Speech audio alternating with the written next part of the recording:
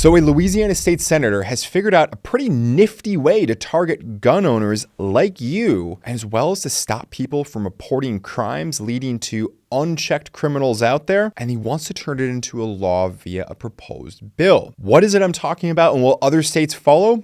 Let's get into it.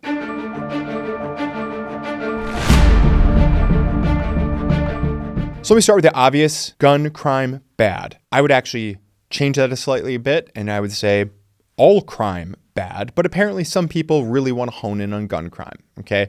That's fine. But let's actually hone in if people want to go there. What am I talking about? Well, where do criminals get those guns? Because this is going to be really, really important to this video and just in general for your own background knowledge. Because of course, if you listen to the media, you think that basically, well, everybody gets it through the gun show loophole, right? No, of course not. And if you don't believe me, well, tough, because that's according to a 2019 Department of Justice study, which indicated that the vast majority of firearms out there that are taken and used in crimes and crime scenes are actually stolen guns or guns taken from black markets or purchased through black markets. The so-called gun show loophole, that's about give or take 0.8% of firearms as part of crime. 0.8%, not 1.8, not 80, 0.8, less than a percent. And no, by the way, that number is not going up. If you're thinking, well, but last year that was 0.1 and now it's gone up 800%. No. That number has approximately halved since the late 90s. Imaginary problems much? You be the judge. So this 2019 Department of Justice study probably got this Louisiana state senator thinking, if, according to the study, about 43% of all firearms used as part of crime and taken by criminals and used by criminals are stolen, then whatever we can do to basically restrict that supply of guns from hitting the black market, that's good, right? Because after all, the ends are going to justify the means, and any legislation I come up with that's intended to address this problem, this should work out and should help out. Okay, well, let's talk about this. Because of course the answer is, it depends. Yes, everybody's favorite lawyer phrase, but here's why. There are basically two ways of trying to stop firearms from hitting the black market, common sense tells us. One of them is aimed at the criminal, the anti-criminal approach.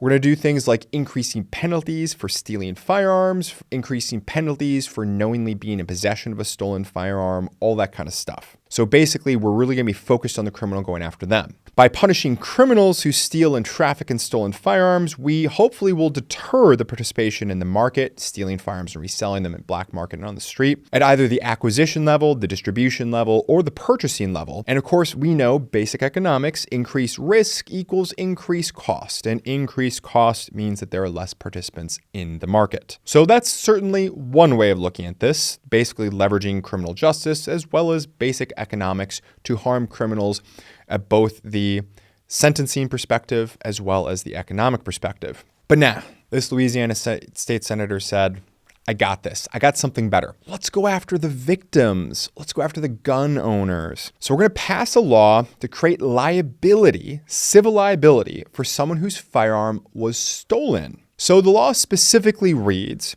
the owner of a firearm which is stolen from an unlocked vehicle is liable for damages caused by the firearm if the firearm is subsequently used in the commission of a felony, end quote. Now, I know what you're thinking. Unlocked car, well, we don't want people storing their firearms in unlocked cars. It's an easy target, and I get it. Wait for the breakdown. Because look, I'm not pro glove box carry, okay? Let me just go on record for that. I'm not pro glove box carry. It's not the best way of, God forbid, if you need to use your firearm in an emergency, of being able to get it ready and out into action as possible to save your life or the life of another. And I'm definitely not pro unlocked, unattended car carry either, which, by the way, isn't and shouldn't be a thing. But we have to think about one of the logical and perhaps the most obvious impacts: the less reported acts of stealing and theft as a result of this information never reaching law enforcement, because who wants to put themselves on the hook for this kind of liability? And of course, if people are not calling the cops from this, how are cops supposed to solve this crime? How are they supposed to catch the people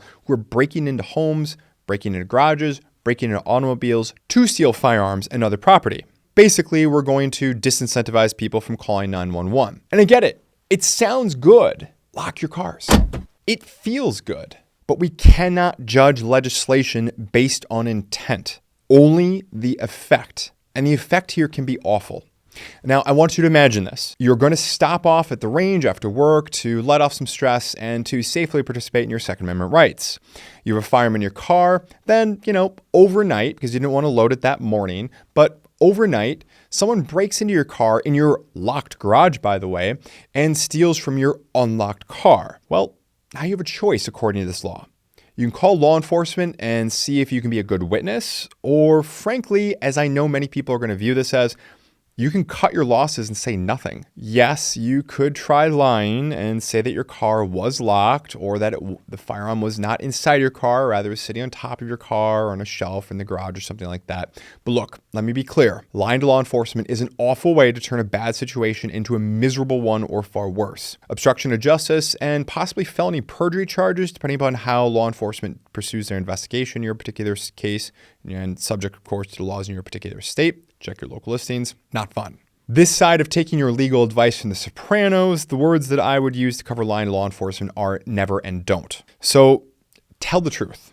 But 2 years later, your gun is used in a crime and you get a lawsuit for $10 million. That's not a fun list of options that this law is creating. And as a result, I predict that a lot of people are not going to call 911.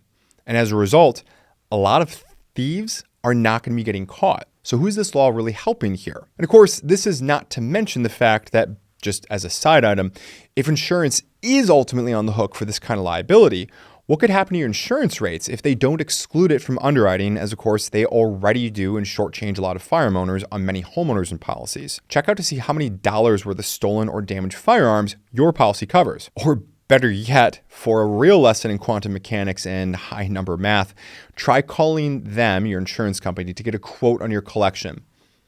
Right, but I digress. Before we get into the last point, guys, if you enjoyed this video, please consider clicking like. It tells the algorithm as well as us that you like this video and want to see more content like it. Of course, please consider sharing it around as well as hitting the subscribe button. It's absolutely free, and make sure you don't miss any other future content. Thank you very much. But guys, here's a couple closing thoughts. At the end of the day, this is another example of a feel-good law with predictably bad and potentially dire consequences. And by the way, let me know if you agree with the fact that we need to hold politicians accountable for their crappy laws when they backfire, regardless of party affiliation. Or else, I fear that we're never going to be able to survive this thing called the constitutional republic.